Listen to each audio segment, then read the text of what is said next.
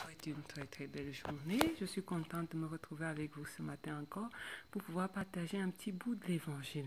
La parole de Dieu doit être méditée au quotidien et c'est pour ça que nous nous rassemblons encore ce matin. Alors bien aimé, ce matin, je voudrais que nous puissions parler de l'amour de Dieu. Qu'est-ce que l'amour de Dieu? Je ne vais pas le définir pour commencer parce que ce serait un peu restrictif de pouvoir définir l'amour de Dieu parce qu'il est très large, il est très très très immense. Mais je voudrais que nous puissions partir d'un tout petit passage biblique que vous connaissez presque tous. Il s'agit de Jean chapitre 3 verset 16 qui nous dit « Car Dieu a tant aimé le monde qu'il a donné son Fils unique afin que quiconque croit en lui ne périsse point, mais qu'il ait la vie éternelle. » Alors, ce qu'il y a d'intéressant dans ce passage biblique, c'est qu'il nous dit que Dieu a tant aimé. Cela signifie quoi? Qu'il t'a aimé, il m'a aimé, il a aimé chacun de nous sans discrimination. Donc la première chose que nous pouvons dire de l'amour de Dieu ne discrimine pas. L'amour de Dieu va en direction de tout être humain et c'est pourquoi nous avons ce quiconque croit ne périsse pas.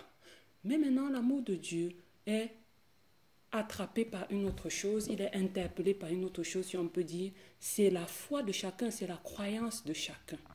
Alors, comment est-ce que nous capturons l'amour de Dieu? Comment est-ce que nous croyons à l'amour de Dieu? Comment est-ce que nous manifestons notre attachement à cet amour qui est disponible pour chacun de nous?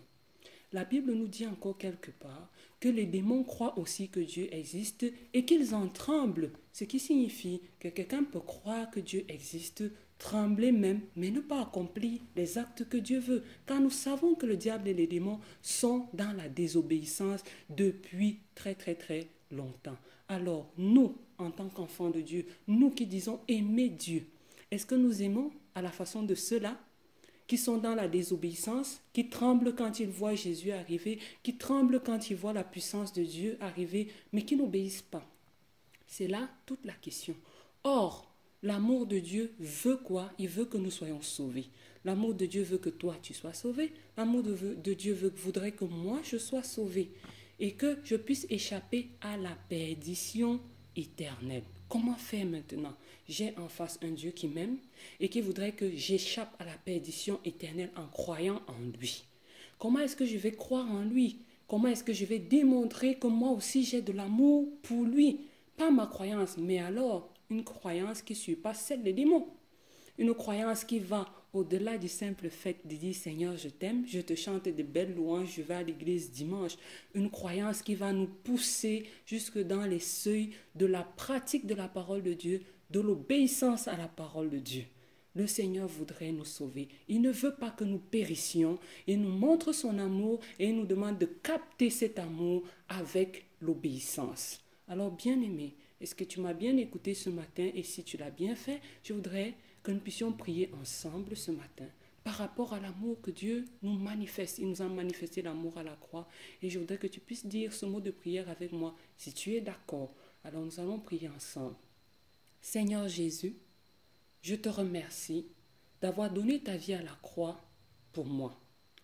Père éternel, je te remercie d'avoir donné ton Fils Jésus-Christ à la croix pour moi, afin que je sois sauvé. Merci de m'avoir ainsi manifesté ton amour. Ce matin, tu m'interpelles, tu me demandes de manifester aussi mon amour par une croyance qui a des actes concrets, qui va au-delà de trembler, d'avoir peur comme les démons le font.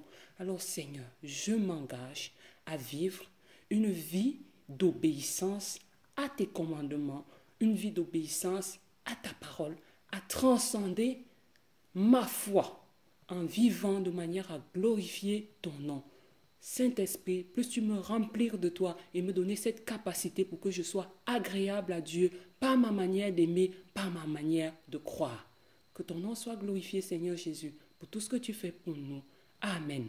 Que Dieu te bénisse, bien-aimé, et à très très bientôt.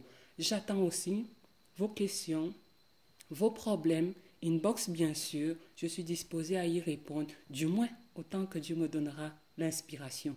Que Dieu vous bénisse, je vous aime tous. Soyez remplis, soyez abondamment remplis de la présence de Dieu.